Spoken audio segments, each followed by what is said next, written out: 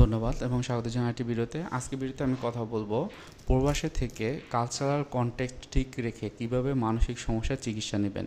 আপনারা জানেন মানসিক সমস্যার জন্য কাউন্সেলিং বা সাইকোথেরাপি খুবই গুরুত্বপূর্ণ, সাথে সাথে এই যে সাইকিয়াট্রিক মেডিসিন খুবই গুরুত্বপূর্ণ।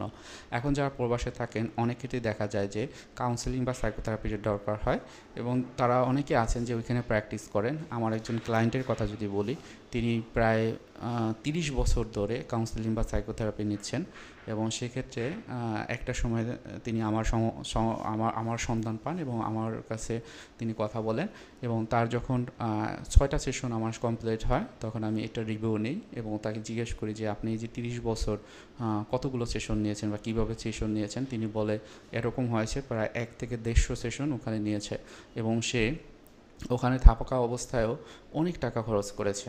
অর্থাৎ ওখানে দেখা গেছে বাংলাদেশ থেকে যে চিকিৎসা নিতে যেই টাকা খরচ হয় তার প্রায় 5 গুণ, 8 গুণ, 10 গুণের বেশি তাদের চিকিৎসা খরচ হয় এবং এই চিকিৎসা ভেবে দেখেন, সে বলেছে যে একবারে হয়তোবা সে 150 থেকে 200 সেশন নিয়েছে এবং পরবর্তী সেশনগুলো ভেঙে ভেঙে নিয়েছে।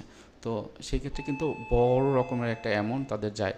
সো এই জায়গাটাতে যারা বাইরে থাকেন কালচারাল কনটেক্সটটা খুবই গুরুত্বপূর্ণ, কেননা বাংলাদেশে থাকা অবস্থায় এখানে পরিবেশ, এখানে ফাইন্যান্সিয়াল যে কন্ডিশন বা ইকোনমিক বা অর্থনৈতিক অবস্থা, রাজনৈতিক অবস্থা, বেড়ে ওঠার ক্ষেত্রে বাবা মায়ের ভূমিকা, এই জিনিসগুলো যেমন একজন এই দেশি কাউন্সেলিং সাইকোলজিস্ট বা সাইকিয়াট্রিস্ট বুঝতে পারেন, ওই দেশে কিন্তু সেটা বোঝার জন্য তাদের একটু কঠিন হয়ে যায়। ঠিক একই জিনিসটা বাইরে যারা থাকেন, অর্থাৎ হয়তো বা ইউকেই একদম বাই বর্ন ওখানে জন্মগ্রহণ করেছেন, তো সেই ক্ষেত্রে কিন্তু অন্য দেশে কোনো সাইকিয়াট্রিস্ট বা সাইকোলজিস্ট তাকে যদি ইভ্যালুয়েশন করতে চায়, চিকিৎসা দিতে চায়, তাদের কিন্তু কিছুটা গ্যাপ থাকবে। সুতরাং এই জায়গাটাতে আপনারা যারা বাইরে আছেন আপনার কালচার কনটেক্সট ঠিক রেখেই আপনাদের মনের রোগ বা মানসিক সমস্যার চিকিৎসা নিতে পারেন। মনে রাখবেন মানসিক সমস্যার জন্য 2 ধরনের প্রফেশনাল রয়েছে, এক হচ্ছে সাইকিয়াট্রিস্ট আর হলো সাইকোলজিস্ট। এবং সাইকোলজিস্টের ক্ষেত্রেও ক্লিনিক্যাল সাইকোলজিস্ট যেমন রয়েছেন, কাউন্সেলিং সাইকোলজিস্টও রয়েছেন। এবং সাইকিয়াট্রিস্টের ক্ষেত্রে তারা হলো মেডিসিনের যে চিকিৎসা সেটি দিয়ে থাকেন এবং তারা হলো একজন মেডিকেল ডক্টর।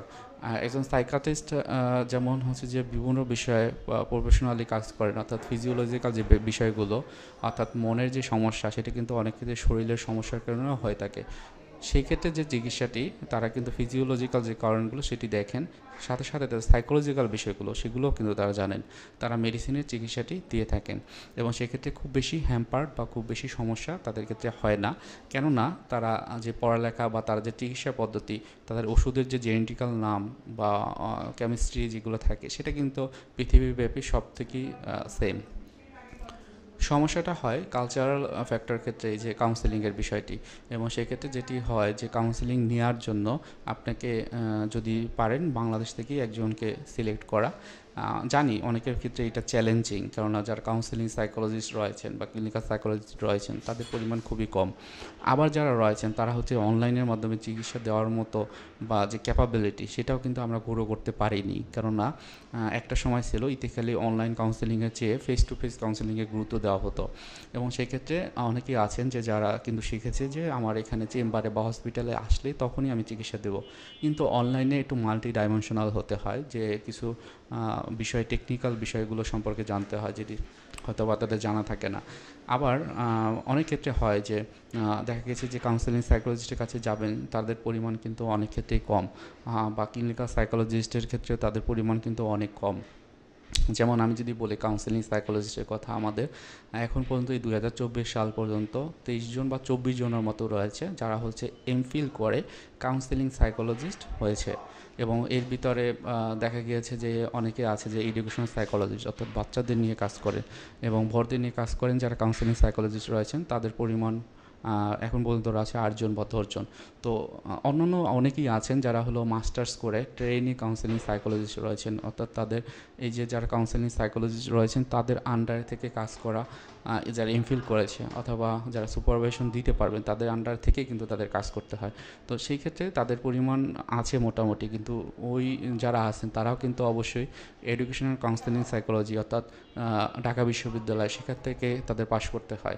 আবার অনেকে তো দেখা যায় ক্লিনিক্যাল সাইকোলজি ডিপার্টমেন্ট ঢাকা বিশ্ববিদ্যালয় সেখান থেকে কিন্তু পাশ করতে হয়। এছাড়াও অন্যান্য বিশ্ববিদ্যালয়ের ভিতরে যেমন জগন্নাথ বিশ্ববিদ্যালয়ের এডুকেশনাল কাউন্সেলিং সাইকোলজি ডিপার্টমেন্ট নেই, কিন্তু তাদের আছে ক্লিনিক্যাল কাউন্সেলিং সাইকোলজি ডিপার্টমেন্ট। তো এই পরিমাণ কিন্তু খুবই কম, দেখা যায় প্রতি বছর হয়তো বা সব মিলিয়ে 50 বা 60 জন বের হয়। তো সেই ক্ষেত্রে খুব বেশি জন নেই মেন্টাল হেলথ প্রফেশনে কাজ করে। এখন প্রবাসী যারা থাকেন তারা অবশ্যই এটা খেয়াল রাখবেন যে তারা হচ্ছে এই যে ডিপার্টমেন্টগুলো থেকে পাশ করেছে কিনা, রিভিউ দেখবেন অনলাইনে, তাদের ট্রিটমেন্ট পদ্ধতি কীরকম সেটা দেখতে পারেন। আপনার যে হচ্ছে যে কন্ট্যাক্টটা ঠিক মতো করে ঠিকভাবে আপনি চিকিৎসা নেবেন, দেখবেন আপনার মনের সমস্যা সেটা কিন্তু আপনি বের হয়ে আসতে পারবেন। আপনার যদি এমন হয় যে সাইকিয়াট্রিস্টের কাছে গিয়েছেন সেক্ষেত্রে কাউন্সেলিং দরকার, সে অবশ্যই রেফার করবে একজন প্রফেশনাল সাইকোলজিস্টের কাছে। আপনি যদি একজন কাউন্সেলিং সাইকোলজিস্টের কাছে যান, আপনার যদি প্রবলেমটি দরকার হয় যে সাইকিয়াট্রিস্টের, সেক্ষেত্রে কিন্তু আপনাকে রেফার করতে পারবেন, সে আপনাকে হেল্প করতে পারবে। সুতরাং কালচারাল কনটেক্সট এভাবেই ঠিক রাখতে হবে অনলাইনে সেশন নেওয়ার ক্ষেত্রে। যদি পারেন, যেটা হয় আমার ক্ষেত্রে কিন্তু হয়, হ্যাঁ, যারা হচ্ছে যে বাইরে থাকেন তারা কিন্তু ঠিকভাবে নিচ্ছেন। এর ভিতরে অনেকে ছিল যে বাংলাদেশে থাকা অবস্থায় আমাদের প্রতিনিয়ত হসপিটালে এসে কাউন্সেলিং নিতেন, কিন্তু ওদেশে যাওয়ার পর তারা কিন্তু অনলাইনে নিয়মিত নিচ্ছেন। সুতরাং এভাবেই আপনি চিকিৎসা নেবেন, দেখবেন মনের রোগ বা মানসিক যে কোনো সমস্যার ক্ষেত্রে আপনি বের হয়ে আসতে পারবেন। সবার জন্য শুভকামনা, ভালো থাকবেন। প্রবাসী ভাই বোনদের জন্য আমার অনেক অনেক দোয়া এবং ভালোবাসা থাকবে। আসসালামু আলাইকুম।